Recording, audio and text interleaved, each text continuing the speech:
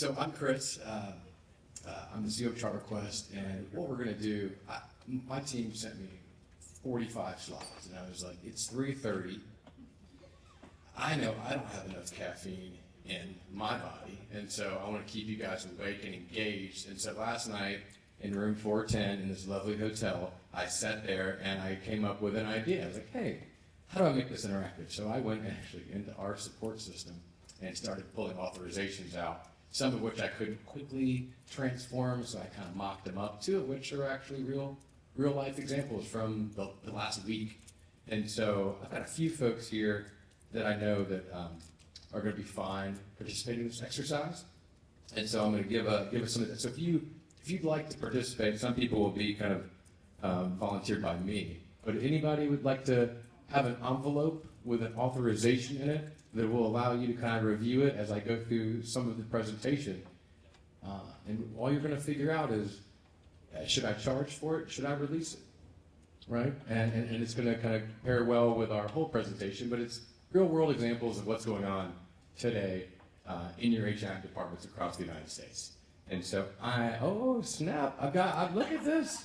I love it. All right, you'll get one. That one's called Text Message Debbie. And then Lori's gonna have, ooh, that's gonna be a fun one. And then I'm gonna make sure Judy, you're gonna like the last one because that is real. I redacted everything myself. And then who else? I gotta get somebody from this side there just to mix it up a little bit. All right, there we go. Rock and roll. So number 3. So guys, so what we're gonna do, go through these slides, but as I get to my turning points, I'm just gonna break up and we're gonna have a little bit of fun. And so what was there's 529 plans, right? That's where you put money, for your kids, for education, college on a tax-free basis. If you don't know, please do that. Not a tax advisor, but that is not what this number is. Does anybody have an idea, given the relevance of the presentation, what that number might be? Requests received per day, right? It might be, that could be that'd be a decent sized hospital, that's for sure, if you get 500 a day, right? No, not requests received per day. Think more about everything that's going on from a compliance or regulation standpoint. How many of these things have happened since this started? I think there is a government entity would agree that they are errors. I'm not sure everybody in this room would necessarily agree all the time, given prior presentations I've heard. So 529. So this is the number of information blocking claims, mostly made by patients, since April 2021. 105 of those were in Q1 of 23. What I'm going to share with you is that number is really low right now. It's going to move fast, and I think the number 3 and 4 exercise are going to really help drive that home on some of the complexities that I see, the escalated put on my desk, that I've got to figure out, right, with our teams and with our internal and external legal and compliance teams. And so we're going to go through a lot of information here. This deck is going to be available. How many people in here besides me have read most of the 21st Century Cures Act? Have you really read it? You've read it? I mean, I've read it, right? I'm a dork. I like legal documents, right? And I read this whole thing. Let's just be honest. It's called information blocking. Nobody in this room chose to name it information blocking. Nobody in here feels like that's what we're doing, right? I don't think anybody in here would say, I'm trying to block information, right? So we know a lawyer wrote this, for the record. Love lawyers, like off with them. They're great people. But this is, you got to think about that, right? Just the name of what this is. And so I just want everybody to take a positive tone on it and say, hey, it might be named in a way that's negative, right? But we can figure out what really matters here. And what matters, at least to me, is how we take care of our patients, right? And they are associated with many different types of requesters within the requester community. But really what matters is patient access. And so I almost want to take information blocking off, but I know that's what the presentation is titled. But I think it's important. And so, all right.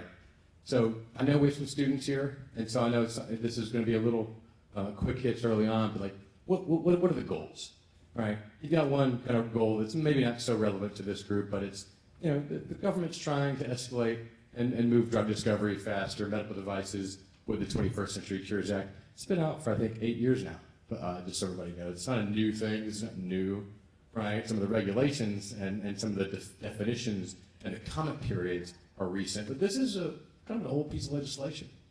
We want to ease the regulatory burdens. Do you guys feel that the regulatory burdens have been eased? Right? And so just something to think about.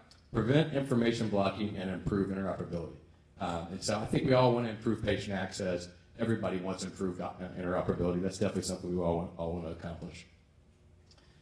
And so, who are the actors here? Healthcare providers, healthcare IT developers, software developers, organizations that develop IT, and health information exchanges are the three primary actors. And then I'm going to read this one verbatim. I think it's important. What is information blocking? A practice that is likely to interfere with, prevent, or materially discourage access, exchange, or use of EHI except as required by law or covered by an exception. Let's be honest, it's a document created by a lot of different people. There's lobbyists probably on both sides drafting this. And so I will say the lobbyists on the healthcare provider side made sure there were exceptions in there for you guys to be able to operate for a period of time that lets you, slowly kind of adopt to some of this. But a lot of that time has passed. And this is about access, exchange, and use. And so here are the information blocking exceptions. I'm not going to go into these, but you can. These are some of the reasons that are very well defined on government websites on what you can do, right, and how you build your designated record set. I'm not going to go into those pieces. And so, what do they ask you to do, right? And so, what is the cure asking a healthcare provider, healthcare organization to do? They want you to understand it, right? They want you to prevent information blocking, and they want you to get records out in 30 days. Right? They want you to learn all these exceptions, thoroughly document disclosures and refusals. Right? Back to documentation, I learned about some new systems from Judy today that I had not heard of. There's a lot of software out there that does this today, just tracking. It's very important. We learned from Judy in in her presentation around how people will look back. Right? Regulators will look back, and it's important to do this. And then your EHR system. Are you on the Cures edition?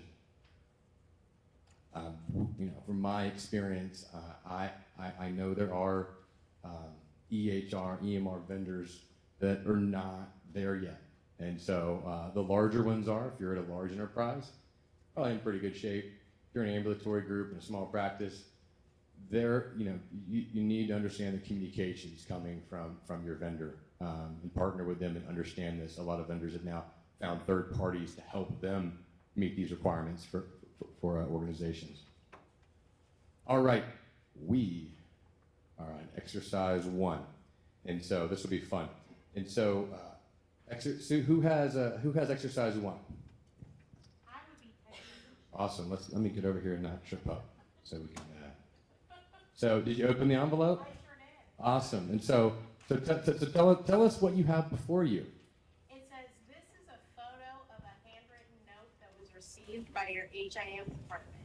Please send me all my records. I want them all. My name is Debbie June Gibson. Chris, give her the microphone. Yes. Okay. Thank you. I will keep me from yelling. So it says, please send me all my records. I want them all. My name is Debbie June Gibson, date of birth 12/25/68, and the last 4 of my SSN are 4911. And it has Debbie June Gibson's signature, Debbie June Gibson's driver's license. And a patient in our system matches with date of birth, social security number, the first, middle, and last name, the signature matches, and there is a copy of their driver's license. So, can everybody hear me? And so, this is, I've dealt with this scenario, right? We get this once a month. And so, I'm just curious, one, right, what organization are you part of? Virginia Mason Medical Center. Virginia Mason Medical. And so we'll say, hey, you're working at Imaginary Medical, just to give you full, hey. And so at Imaginary Medical, would you charge for that record? Would you charge for that request? Would you even release it with that? Well, yeah. Yes. Well, yes. So I think they're both. Yeah. So we can go with that one first. Would you release it? In my mind, if it's been released, you can't charge for it. So that's just the way my brain works. Yeah. But so. Yes, so I mean, we have enough. So, at Imaginary Medical Center, we do have enough information to identify that it is the patient requesting the record. So I don't know that we would have enough to decline. We don't at Virginia Mason charge patients for the record, so I don't know what Imaginary Medical Center stance is on that, but we wouldn't charge. Awesome. So would you release those records? I would. Awesome. Okay. And so, Does anybody? So this is important, right? So, would anybody in this room not release those records? Oh, look at this! See, this is the real world example. So I'm going to bring it over to Cynthia here. Cynthia, go ahead and share why you wouldn't release it. I did see that it was dated. How do we know when it was written? Okay, fair. So it came into your HIM department, but you don't have a date on it. So okay, so that becomes a okay. If it was just for her own personal information, she'd be charged. If it was for continued care, she would not be charged. Got it. So we're gonna have some people that have different policies. This is real world, right? So I Cynthia, I'm with you. I understand your perspective 100%. What I would say though is if it came into, you may not have seen it, it came with a driver's license, a signature, there's gonna be a date that your HIM person has on it from when they received it. And so there's gonna be kind of a date, just a date stamp. And so do you think HIPAA, if somebody were to say, get a complaint about that, you think you'd be fine to say, hey, I didn't release it because I didn't know who it was? Well, I wouldn't release it because the patient hadn't dated their signature. And so I would not have honored it. I would have sent it back for a date and positive identification and what it was going to be used for. So I don't have to charge you. Awesome. No, I love it. Anybody else? Who has a perspective here? All right. Let's run over here. This is good. Because this is real world. These are things that happen, right? This is real. I've dealt with this scenario.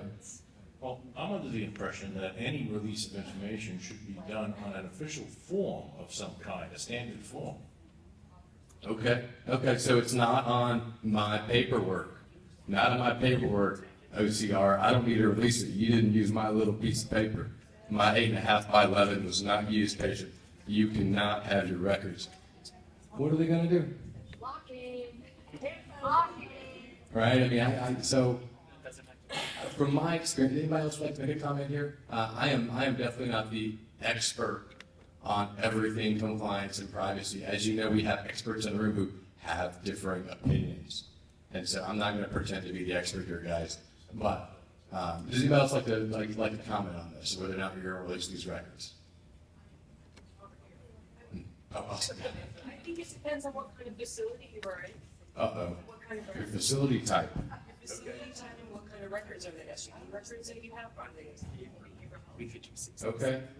I think the language that I wrote last night was, I want them all. Yeah. Is that, if I say I want them all, how do you define that for a patient? Or sleep. Right? No, I mean, I get it. BH, MH, I mean, it's a real issue, right? If they've got BH or MH, maybe Part 42, maybe there's some, that's coming down the line. I was talking. Yeah, so I don't, it's a great question. Does anybody in here have a very strong opinion about what you should do? And I can tell you what I would do, but I want you to know there's a lot of vagaries, and the reason I want to go through these exercises is just so everybody understands the spirit of real quick. I have a question. Yes, ma'am. Did you decide if you're going to charge or not? Some people said they would charge. Some people said they That's wouldn't. where I think it gets sticky. Like when you said I want. Whether or not you charge. 60 cents for 1,000 pages or. Right. Or a thumb drive for 20, and if you mail it, it's 25. Mail. Did you write it in mail? And you go and pick it up. Right. And so I know Judy had her hand up over here. I'm just curious. right? And I think, these are fun, right? There's a right answer here somewhere, but it's, what I always think about is, if this were to go on the front page of my local newspaper, that I made these decisions for, what was her name?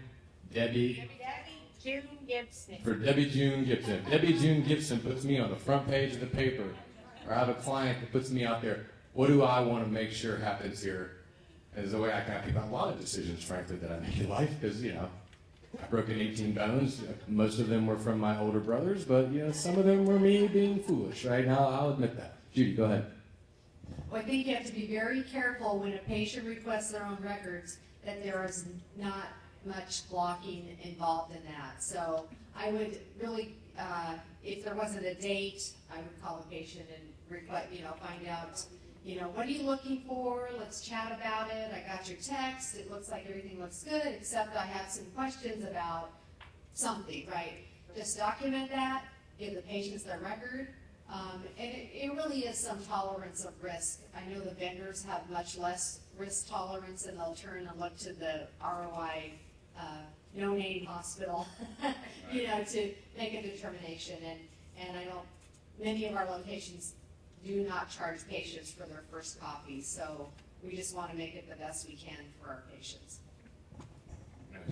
That's spot on. I think so. The position that I've always had on this is the patient is entitled to access that no one else is. This is not, in most states, their property. This is the property of the healthcare provider legally in most states. But if that patient just gives you that piece of paper and you don't release it, you can get in trouble, right? Now, what I've seen as a best practice is, and depending on your state, you can or can't do this, right? You have to announce, hey, I'm calling from X organization on a recorded line. You have to tell the other person that's being recorded, and you go through a verbal with them. That's the best practice that I've seen. I will have this information. I will verbally record this. I called you on a number that I have in my system, ideally, right, in my EMR. And so I'm calling you from a number that I have on file. You answer the phone. I'm recording it. I'm getting all those details pulled together, and then I'm going to figure out the best way I can help that patient from there. If you try to put it on your own form, that's probably a pretty big no-no, I think, regardless of, for the patient only, right? Yeah, the patient has a different liability. They have a different standard they're held to. And that's why, this one's actually the softball one, guys. And so these get complex, right? And it's, I've got a lot of smart people in this room. And there's no, and I think everybody wants to get these records out to this patient. They want to help this person. And so it's confusing, right? And I don't even know if what I've seen as best practice is correct. You know what I mean? I just know there's a patient on the other end of that request that has care they probably need. And that's really where, even as a vendor, right, that's kind of, where my empathy sits generally. So, all right, moving on. So, you guys like this breakup? Is this good? Is it good exercise? All right, because these are trying to have, real world examples here. And so, all right, so when you're doing a little bit of a self-evaluation on where you are with the Cures Act, right, you're gonna fit into or straddle some of these buckets. If your organization uses Epic, I'm gonna guess that was expensive, and I'm gonna guess that you have paper somewhere. So as much as you'd love to be here or here, you're gonna be partially there, right? Just because paper is just a real thing in a lot of organizations. Still, even digital PDFs. And so, but generally, if you've been on Athena for 7 years and all your records are digital and you're a younger organization, or maybe you did the switch and made some really good decisions a long time ago that the organization was able to make, that's a minority. That's not everybody. That's a very small group of people. You need extra support. You're not on the Cures Act edition. I spoke to the Chief Strategy Officer and Chief Product Officer of named EMR in a segment because one of, I know someone wants to integrate and they just want simple Cures Act compliance, and that EMR vendor is not ready, right? And so these are real world situations where you need to verify who is ready for what. I think it's just super important. And if you've got paper's paper. You can either bite the bullet and have somebody come in and scan everything. Or at the end of the day, you're going to have to figure out how to get it out. Paper to API. Think about that. API is Application Programming Interface. So ones and zeros going on over here with some attachments. How are you going to turn paper into an API? Just something to think about. It's interesting, depending on how serious, how literal the legal 21st Century Cures Act is actually taken. All right, so this is the not fun stuff. You'll get fined. And so I don't think what I have on this slide is important. I think what's important is who in this room knows of an organization that you know someone that's been fined. Because I think that number is pretty low right now. And so, yeah, we got 1, 2, just 2. So I think that's probably statistically accurate. I think it's probably right. There's probably 2 that have actually been fined. They're fining dental offices. If you guys saw that one was special. And so, $30,000 to a one doc dental practice because they didn't get the records out.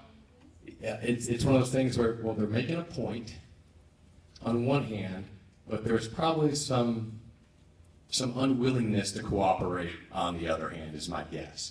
Because I don't think anybody really wants to fine you. I don't think any government really wants that. Maybe unless there's a commission schedule for them when they're doing the fines, which that would be interesting. And so, HIPAA takes precedent, right? It always will, I think. I think HIPAA is always up in the air. I think different rules, comments, regulations. I'm not going to dive into that here. Audit. So the volume of audits has tremendously increased in the last 36 months. I have demonstrable data to show this. Value-based care is driving it, right? Payers want data. Payers want more data. They want the most data you can possibly get, right? And that's just part of the iron triangle between the provider, the patient, and the payer. And so that data is going to go. So what does your HIM department do whenever you have a 7,500 requests come in for a payer, and then you've got patient requests? Now there's ways of management, there's work queues, right? You can put those in a separate queue. They're not due till X date, and I will tell you you've got 3 or 4 more weeks on that date, generally speaking, because they're going to extend it, even though they're telling you they're not going to extend it. They're going to extend it because they want the data. But then the patient gets lost there in the shuffle maybe. How do you filter these requests? How do you make sure that the patient requests are prioritized? If that's what's important to your organization, how do you make sure that the continuity of care requests are prioritized? How do you make sure that the lawyer that sent the subpoena that's due in 7 days related to an injury for one of your patients is prioritized? Just things to think about. It's complex, but I don't think anybody cares about our volume. I don't think anybody cares that our volume's high. Nobody cares. We care because our staff, right, our teams are getting overwhelmed. People are working extra hours. We have to hire more people. It's a challenge. It's definitely a challenge. I don't have to explain trust to anybody in here. I think everybody knows that what can happen at the end of the day. Alrighty. Before we go into technical obligations, we are going to do exercise 2. What did I name this one? It was late last night. Maybe it was early. I think I went to bed like at 7:30 p.m. here. So this is called patient to app. And so let me pop back here. And so this is real. This is a real situation, right? And I think this one, this should not be uncommon. And I would say you've got another year before this becomes a real problem for people. I don't think it's happening right now. You want me to read it? You want me to run through it real quick? Oh, you want me to read the whole? No, I can do it real quick. Okay. All right. So dear downtown. So I had ChatGPT write this for me, just so you guys know. And then I kind of changed a few things because it's not perfect. It's just an AI bot. What does it know? It's just going to slowly take over the world.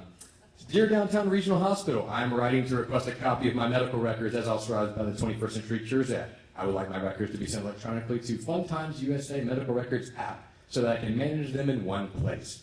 Under the 21st Century Cures Act, patients have the right to access more information, technical. Thank you for your prompt attention. Do not hold me up. Sincerely, your patient. And you've got the information that you have is a matching DOB, a matching SSN, first and middle and last, signature matchers, copy of driver's license. Basically assume that everything you need and the security of this application is valid and the patient waives it.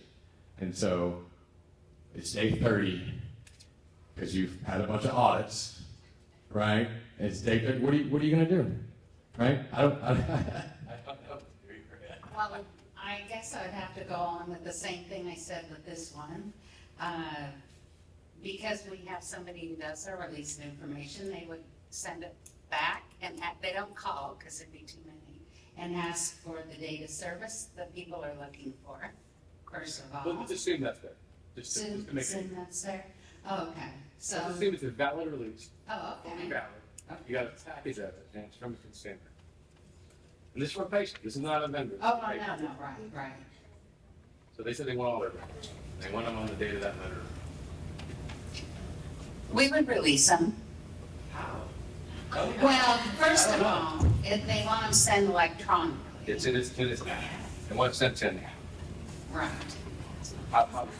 So please, but I just don't, I don't know. I don't know wondering how you approach. Well, and I don't totally know either, since I only help the people that walk into our department, and I know if they want it by CD, they charge them. Yeah. We charge them. If they want all their records, we charge them. Yeah, there. We'll give them a few, years, 3 years, 75, but if it goes over. But I haven't. Now, can I give this back? Sure. Lovely embassy suite out. So let's go around there a little bit. So you would. So I have a vendor, but I'm not necessarily sure what to do. I'm gonna hand it to my vendor and say deal with it because I'm paying you. You figure it out. And I think that's probably a fine answer, to be honest with you. Well, and If you're doing that. I Yeah. would actually do like Judy said, and I would call the patient, and we. You gotta talk them out of it. Hey, you don't need to send it there. I would just You don't really need all these records. confirm specifically what he's looking for, because when people walk in and they say they want all, no, we want all our records, then once you question them a little more, there's really, you can narrow. A little social engineering to prevent from printing 5,000 pages of records. I do it. I understand. I couldn't release them electronically, that they would have to wait for our They- vendor, but I would be happy to pass that on or give them paper copies. Right? I see. I mean, I think that's reality. So day 30, I'm going to give it to my vendor. Just, I mean, No, they would have had it. but let's say let's pretend like it's a real, this happens, right? Requests get lost. You have a team of 40 people and you are releasing for a large IDN and this thing comes there and what do you do, right? And this is important, right? Because this is going to happen, right? This is not, make believe. This is not imaginary. The government expects this to happen, expects you to figure out how to leverage Fire-based APIs to work with, really the requirements is anybody who has a secure application. That's the only vagary you can probably use. That's what I would use. I don't know if it's secure. People use that all the time. I don't think it's secure. The way you can do that, just a little pointer, you can go into the browser, check out the app, make sure it's TLS 2.1 rather. And so you can check that from a data in motion perspective, right? That's how data moves to the internet. Data in motion is all about that TLS transport layer. But technically someone could report you if you can't get those records into that app. And, what are the, it will be very interesting over the next 24 months to figure out what the government is really going to do. Because there's one of the next exercises is fun. So I'll keep going here. Does anybody else have a comment on that? Like as far as I'm ready to send it to an app. Who's ready to send it to an app? Just send it, baby. Are you ready? I wouldn't send it to the app because I wouldn't be sure about it. But why couldn't you, if you can identify that it's the patient that's really asking for the records, couldn't you send him the records and have him or her put it on the app if that's what they want? I think that would be if I were going to get investigated or I'm worried about being investigated, I would definitely make sure I get the records to the consumer, to the patient. The way the spec is written, you can't do that. If it's electronic, so they came and saw you last week, and they say, I want to store my records here, they want you to put them there. HL7 and fire have been around for a long time. They want you to do it, right? I mean, but I mean, you know, and this is, you know, I don't think patients are coming out of the woodwork, pitchforks, you know, torches. I truly don't believe that's happening. So this is not a doom and gloom thing for me at all. Now, what I do know is happening, and you'll see another exercise here, vendors are doing it. There are tons of well-funded startups that are super excited about all these regulations. Yes, ma'am. It sounds like a new job for our profession. It's you know, what it makes me think of is the HIM leadership function has to somehow command authority from the rest of the organization around the problems and challenges, and needs to be put in the driver's seat to an extent that they can do their job.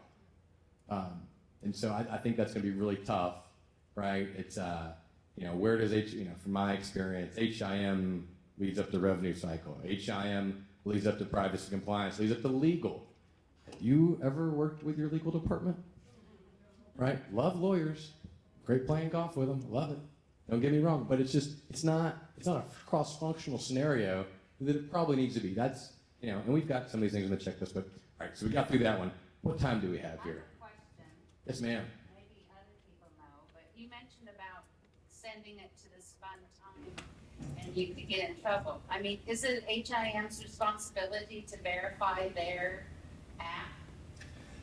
Defining your organization's responsibility of like, you know, which app you, as an organization, you can't say, go to Epic or MyChart. That's our app.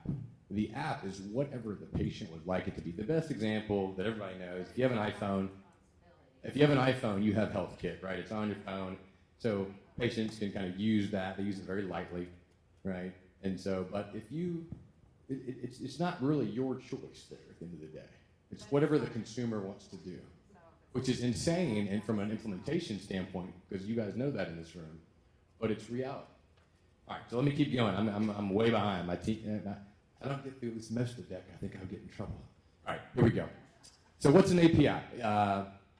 So for those that are non-technical, if you know what API is, great. If you don't, this is the way that someone broke it down for me one time. A server, piece of hardware, can be wherever it wants to be. It's like the chef, right? Cooking up the food, right?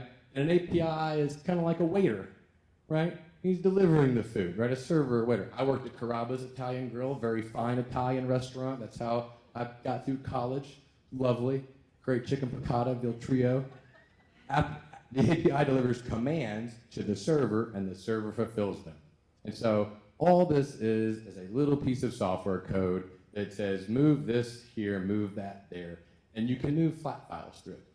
So somebody can fetch or get, as you will, get a PDF. Get a document. And so it's just, you know, some language, a good little acronym there to help remember it. And then smart on fire. I won't go into this. Smart on fire has been around for about 6 years now, but this is a kind of a toolkit that's been created to enable all these app developers on the tech stack I'm telling you about. You know, it's okay. It's not a great system, but Fire is, and Fire is the next generation of HL7, which I'm sure you guys have heard plenty about HL7, and so, how is, you're going to have to work with your IT teams, your tech teams, to figure this out. It's not going to be secondary. I think a lot of people are ahead of this, by the way, guys. I know that Dana at Scanjit, who works with Deb, their presentation right now is talking about how they prepared for this, and I had a conversation with her. She would be a good resource to talk to. Dana would be just about how they prepped their organization, because we talked about, she's like, well, nobody came. Like, they did all this work, and we've got like 2 of these requests. Like, yeah, it's 2 now, right? Who knows how many it will be in the future? All right, so we're going to blow through this real quick. All right, and we get to do another exercise, because these are more fun. All right, so continuity of care, patient-directed. Who had exercise 3? Oh yeah, this is a fun one. It's like, what do you do with this thing, right? So just high level, this is what's coming, right? This is a 5-page, 3-page document, 6-page document, right? That makes the one that I gave you, Lord, that looks like handwritten, right? This is built by a computer. This is what's coming, right? How do you like this one? You want to just describe what you have here? Okay, cover page. Action required, final escalation. James D. Brown. My name is James D. Brown, and I sent your office a request for medical records for continuity of care purposes, and I have not received my records. This is the 6th fax, and it has been 31 days since my first request. I will file a complaint with the Department of Health and Human Service. Complaint via, and listed their website. The link in a form. Yep, a link on a form, and in 4 days if I do not receive my records. Please follow the directions below and upload the records I requested. Thank you, James D. Brown. Signature, James D. Brown. And tell them about the package that's there, yeah. Right, I'm getting there, yeah. Okay, and then goes upload my personal secure and encrypted health record to my personal secure and encrypted health record portal. http www.website-that-is-secure.com /upload. Upload code XXXXXX. And it lists 6,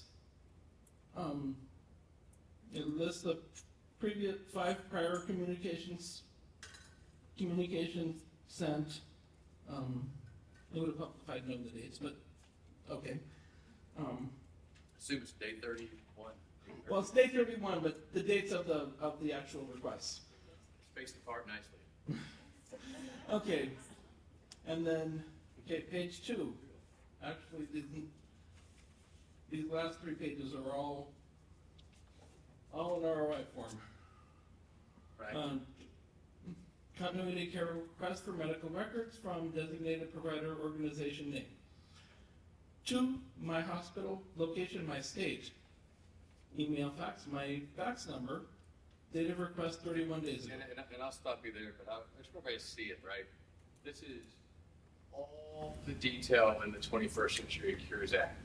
This is the most perfect authorization you've ever seen. And then it's going to give you a government ID, a name, a signature. It's going to give you portal security. It's going to cite every compliance-rated reference you need. So remember this one, because the next one I got this week, right? This one is kind of one that I kind of created, but the next one's not one that I created. So continuity. So the difference is continuity of care, patient direction. So day 31, they're just asking for the records, right? They want you to upload them to a portal. Day 31, and they've sent you 6 other notices. They're time-stamped and dated, showing proof they sent them to your fax number. So now you can't say, I didn't get your fax. Because, it's common, right? And so you can't say you didn't get it, so it's like, what do you do? This one's actually kind of easier in a lot of ways than some of the more vague ones. Yep, I'm a patient requesting copies of medical billing and image records stored or located any and all systems of records, provider organization name, or its affiliates, subsidiaries, or related entities, to be sent to my dedicated provider listed below for the purposes of care coordination, hospital in my area, current address, etc. I have been seen at the following locations during the specified dates of services. Hospital in my area, correct address, including dates of. So assuming all the security, everything that's on here, or would you bill for it, right? And then would you release it? Or would you release it and then would you bill for it? It's continuity of care, but clearly this is not patient. Patient just type that, right? Patient didn't do that. Somebody did though, and somebody's going to send a whole lot of them, right? My guess is this was some form and they filled it out. Is what it looks Right. like to me. That's right. And then, So do you send it to the healthcare provider that the patient is directed? Do you send it and you move on with life? Well, Do I you send it would, to compliance, legal? Do you charge them for it? Is there a way to have like some kind of updated I would say no, but then I would also say, you know. Are you obligated? Release of sending. Do they have to use your form? I mean, As much as I know everybody here loves their form, I trust me. I know you guys love your form. But if you don't have then like, it's interesting, right? But does this, Another great point. okay. now, is this portal, the question I would have, is this portal connected to this provider?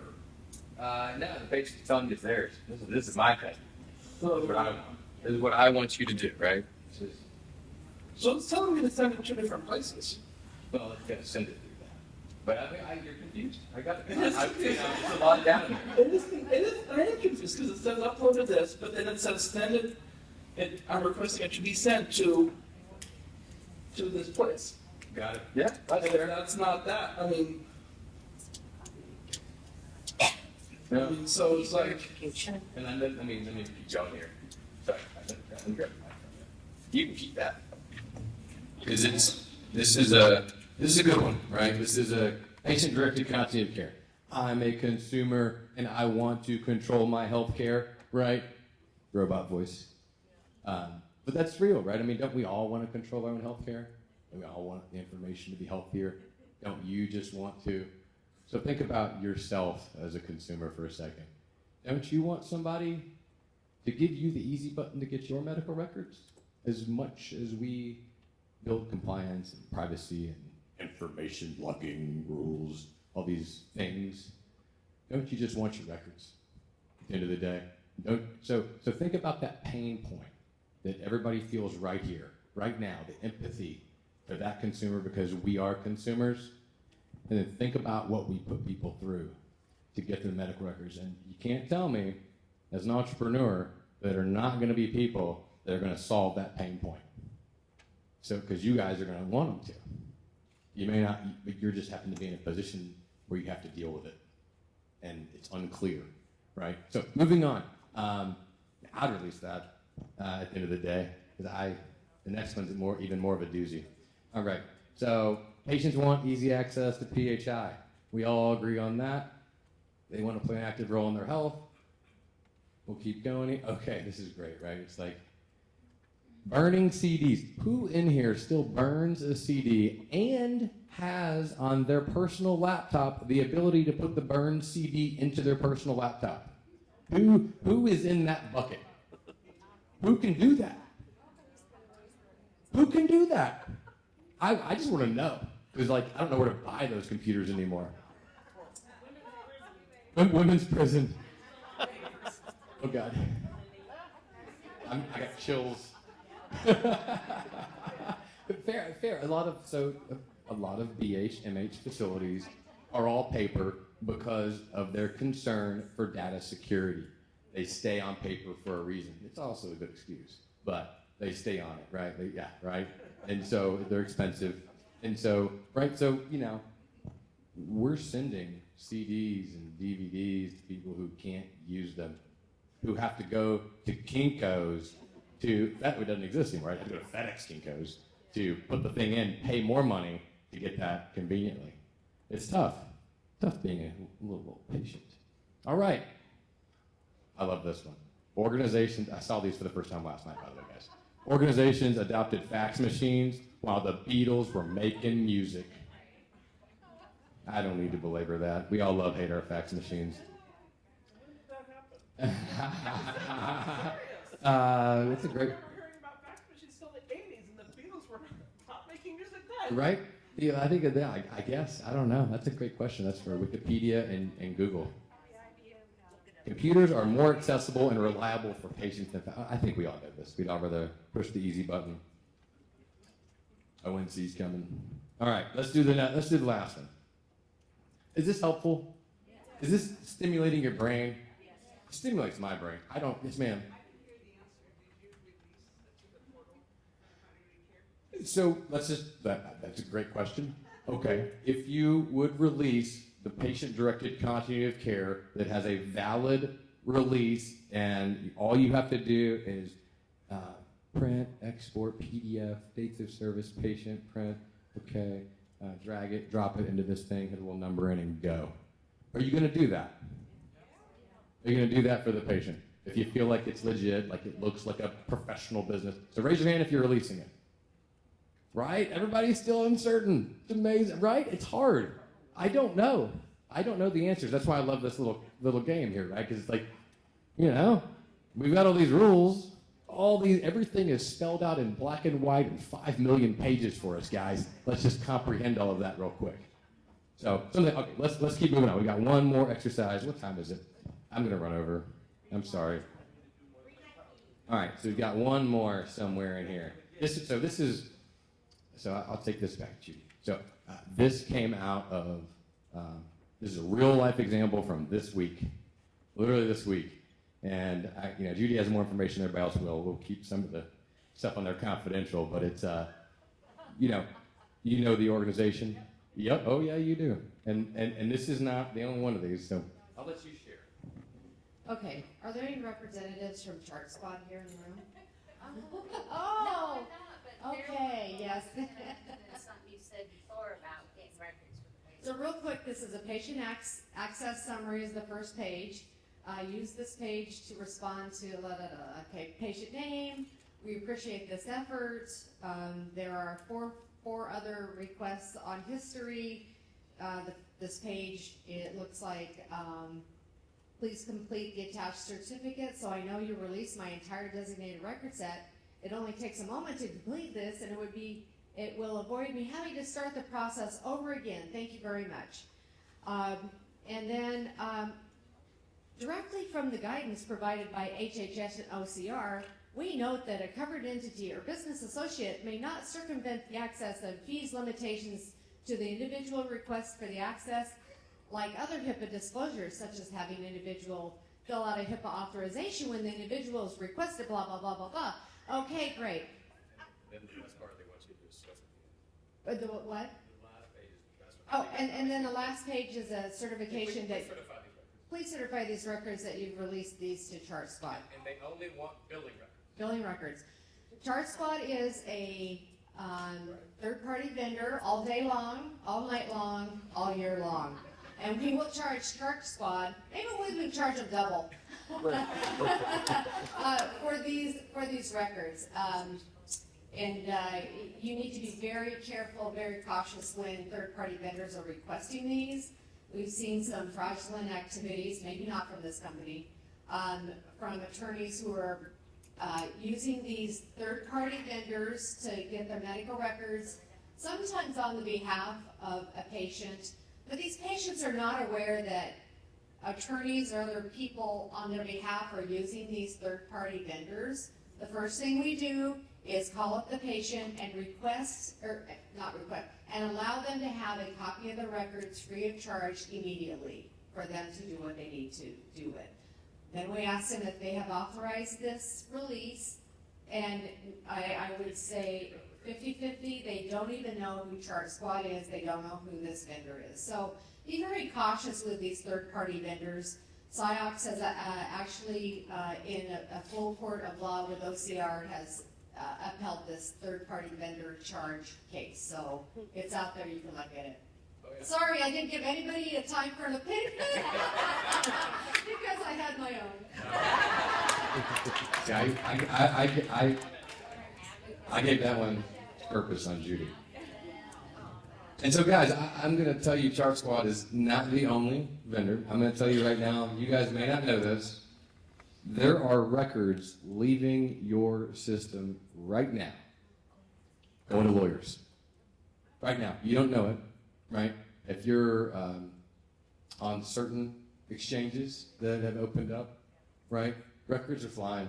They're out, right? They're going through these third-party apps that are building very innovative triangles, right? That are 100% legal. Nothing illegal about it. They're, hey, you sign these terms, patient. You sign these terms, lawyer. Here we go. I think the thing to think through is how long is, are certain business models viable, knowing that came in this week, And that firm has been around. I've spoken to them before, and I have managed things with the people that own that business, right? And I feel like I can eloquently speak to anyone generally and be very nice and calm and collected, and I did not change their mind. And Ciox is not going to change their mind, and they are one of many. And so just, I wanted to go through these examples because I think I could get up here and go through a deck and you guys would go to sleep. And you wouldn't learn anything or have any experiences that I think are super important from a shared experiences standpoint.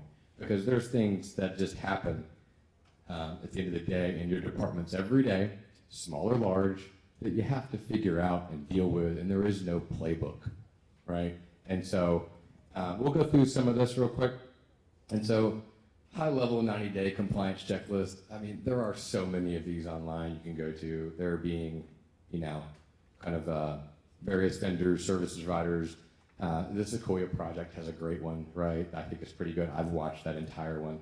But just giving you guys some ideas, are your system Cures compliant? So that's going to be an important one, right? Is it compliant? Can they accept a fire-based call on your behalf for you to get these records out? And I know the ones that can't, I know the ones that can't, and just because I have direct experience. Do you have a you guys are probably doing all these components. I think that you guys are aces at this. I have no doubt. Far better than I would ever be, right? This is your wheelhouse. You guys know how to document, right? You guys know the policy and procedure in place. I'd say, you gotta, you always gotta refresh it, but you guys know that. Do you clearly communicate?